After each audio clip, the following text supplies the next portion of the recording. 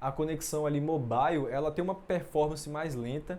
Já com a HTTP2, a gente consegue compactar as informações, então menos informações são trafegadas, ele é mais eficiente e assim a gente consegue ter uma conexão legal na parte do mobile. Se fosse feito por HTTP1, seria muito mais lento. A ação de sprites, em vez da gente fazer 4 requisições, a gente só faria uma única requisição. Só que no HTTP1 isso era mais necessário.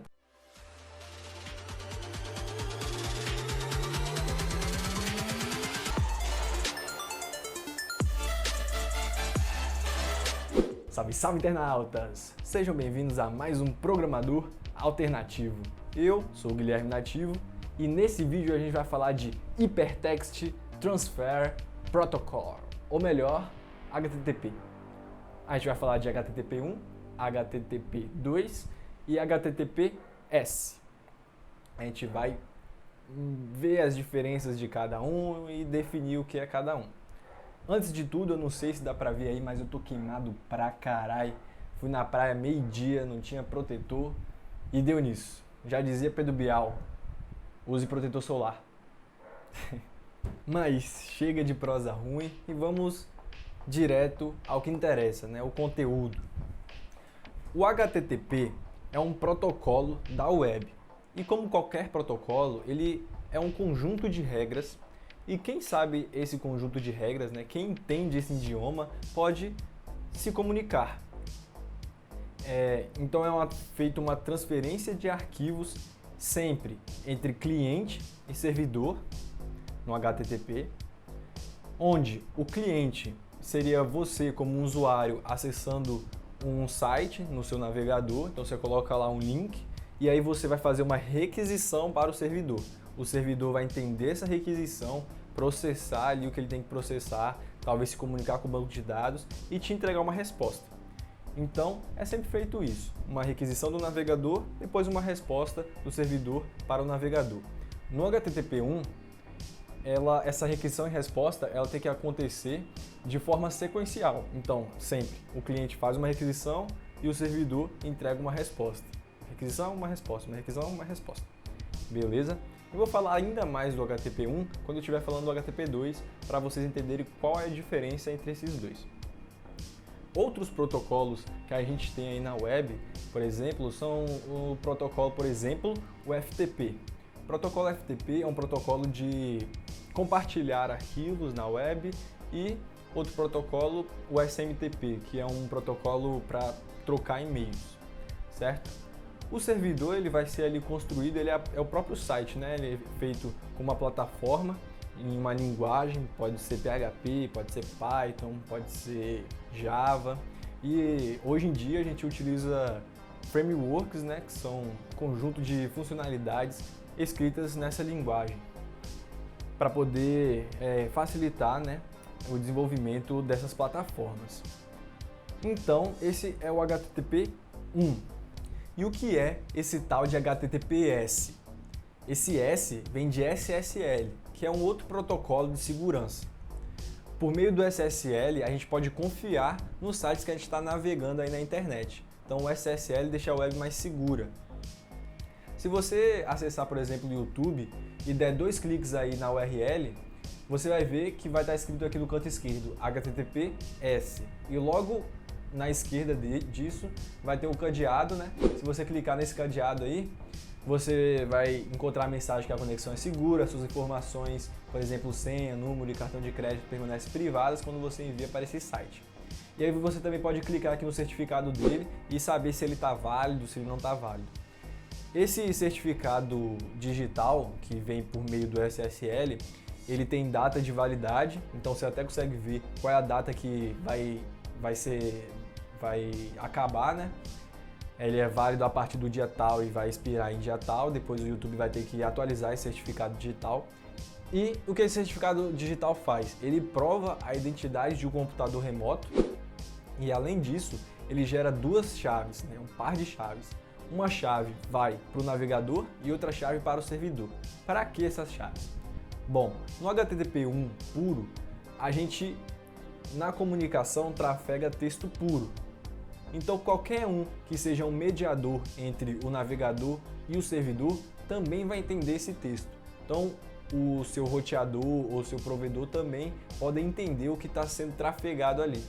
Já no SSL, né, com o HTTPS, né, a gente criptografa as informações antes de enviar. Então, essas chaves elas são responsáveis por enviar informações criptografadas e lerem informações criptografadas. Então, por exemplo, ali o navegador vai fazer uma requisição para o servidor. Antes disso, ele criptografa com essa chave e depois envia para o servidor. O servidor também possui uma chave que consegue descriptografar as informações e entender o que está sendo requisitado ali para depois entregar uma resposta criptografada. Então, qualquer um que intermedie essa comunicação não vai entender nada, porque não possui essa chave de criptografia e descriptografia. Essas chaves, elas podem ser públicas ou privadas. Então, o que geralmente é feito no HTTPS? Numa primeira conexão entre o cliente e o servidor, é feita a criptografia assimétrica. Então, é uma chave pública no lado do navegador e uma chave privada do lado do servidor. Depois que essa conexão é feita, é uma conexão mais segura, né? Depois que essa conexão é feita, a gente utiliza a criptografia simétrica, uma chave pública tanto do lado do navegador quanto do lado do servidor. Então, recapitulando, a gente primeiro utiliza uma criptografia assimétrica, pois é mais segura, e depois uma criptografia simétrica, pois é mais rápida. E assim, a gente consegue ter uma comunicação segura e eficiente. E finalmente o HTTP2, que é uma maravilha, né? O que muda do HTTP1 para o HTTP2? Bom, de cara, a primeira diferença é que no HTTP2 o SSL ele é obrigatório. Então, o HTTP2 já é mais seguro do que o HTTP1. Outra diferença muito importante é a eficiência e a velocidade.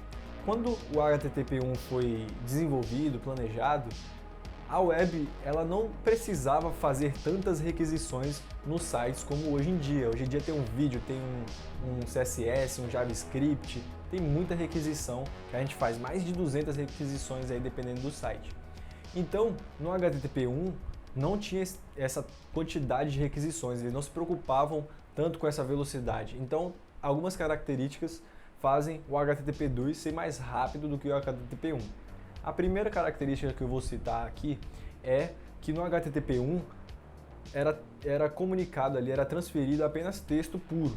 Já no HTTP2, a gente transfere as informações em binário. E essas informações elas são compactadas, né? Tanto o header quanto o body, né? O corpo e o cabeçalho são compactados. Então assim a gente precisa enviar informações mais leves e assim a gente consegue fazer uma requisição, uma resposta mais rápida. Além dessa compactação, no HTTP1, para cada requisição, a gente precisava enviar o header novamente. Já no HTTP2, a gente precisa enviar aí o header apenas uma vez na primeira conexão entre o cliente e o servidor. Isso também já deixa mais rápido porque a gente precisa trafegar menos informações, certo? O que é o header? O header vai ter ali, por exemplo, cookies que o seu navegador está utilizando, ou então o accept language, né, que é a linguagem que o seu navegador está utilizando, se é português, se é inglês, e outras coisas aí que tem no header. E no body vai ser a informação, por exemplo, aquela imagem que você quer mostrar para o seu navegador. Outra característica muito importante que deixa o HTTP2 mais eficiente é a sua característica multiplexing. O que é multiplexing? Bom, no HTTP1, a conexão FTP, que é um protocolo, né, que verifica se a ordem de requisição e resposta ela está correta e sem erro, essa conexão FTP ela era feita da seguinte forma: sempre um navegador fazia uma requisição para o servidor e aí logo depois o servidor entregava uma resposta. Requisição, resposta, requisição, resposta. Era seriado. Uma resposta só poderia vir depois de uma requisição e uma requisição só poderia vir depois de uma resposta. Se alguma requisição aqui travasse, as próximas requisições e respostas também travavam. Então, o que se fazia para otimizar essa requisição e resposta, né? A gente abria de 4 até 8 conexões FTPs e aí fazia essa gambiarra para forçar um paralelismo, mas não era próprio do protocolo. Isso forçava muito as conexões. Já no HTTP2 com o multiplexing, numa mesma conexão FTP, uma única conexão FTP, a gente consegue fazer requisições e respostas paralelas. Então a gente não precisa fazer uma requisição, uma resposta, uma requisição, uma resposta. A gente, por exemplo, pode fazer 3 requisições de vez, entregar 2 respostas ou entregar 4 respostas. A gente pode fazer isso de forma paralela, de fato, em uma única conexão FTP. Entendeu? E além disso, o HTTP2 também possui a característica de Server Push. Esse Server Push, o servidor prevê que o navegador e o cliente vai precisar de uma outra resposta. Então, o cliente faz uma requisição para o servidor e o servidor, sabendo que ele vai precisar de uma outra resposta depois, ele entrega aquela resposta referente àquela primeira requisição e uma resposta além, porque ele sabe que o navegador vai pedir. Então, por exemplo, aqui um exemplo prático. O navegador vai lá e faz uma requisição de um HTML. Então o servidor sabe que ele pediu um HTML, mas ele também sabe que depois desse HTML, ele vai pedir um CSS junto. Então eu já entrega o HTML e o CSS, sendo que ele nem pediu o CSS. Isso já agiliza muito mais as coisas. Então, essa diferença também deixa o HTTP2 mais rápido. Um exemplo prático para a gente visualizar assim, como o HTTP2 ajudou aos desenvolvedores é que no HTTP1 era mais necessário a gente utilizar uma gambiarra aí que se chama Sprite, né? Em vez da gente entregar uma única imagem para o navegador, por exemplo, um ícone do Instagram, ou uma lupa ali para você fazer uma busca, ou o ícone do Facebook, ou uma imagem ali de capa, em vez de você fazer isso, você utiliza sprites. Em vez de cada imagenzinha, por exemplo, assim, entregar 4 imagens, a gente faz uma única imagem, juntando essas 4 imagens, né, em uma única imagem e entrega ela de vez pro navegador. Então, nessa brincadeira com a utilização de sprites, em vez da gente fazer 4 requisições, a gente só faria uma única requisição. Só que no HTTP1 isso era mais necessário, porque a cada requisição de cada imagem dessa teria que levar aí todo aquele texto, né, que não foi compactado e também ali somando os headers a cada requisição para depois dar uma resposta, para depois dar uma requisição, para depois dar uma resposta. Já no HTTP2, as informações vão ser compactadas, a gente não vai precisar incluir os headers a cada uma dessas imagens. Então a gente não precisa utilizar tanto assim esse recurso de sprite. O HTTP2 hoje em dia também é bastante importante porque muitas vezes a gente utiliza o nosso navegador aí por meio de celular, né? Então a conexão ali mobile ela tem uma performance mais lenta. Já com o HTTP2 a gente consegue compactar as informações, então menos informações são trafegadas, ele é mais eficiente e assim a gente consegue ter uma conexão legal na parte do mobile. Se fosse feito por HTTP1, seria muito mais lento. Então por hoje isso é tudo, pessoal. Espero que vocês tenham gostado, entendido aí como é que funciona o HTTP1, o HTTP2, o HTTPS e nos próximos vídeos eu estou a fim aí de continuar falando mais como é que funciona assim por trás, né, de uma requisição, de uma resposta. Então no próximo vídeo eu estou planejando aqui em falar sobre códigos de respostas e também sobre os métodos, né? Então o que é um método? É get, post, e o que é um código de resposta? Aqueles códigos 404, quando a página dá aquele por aí, vou falando por aí no próximo vídeo.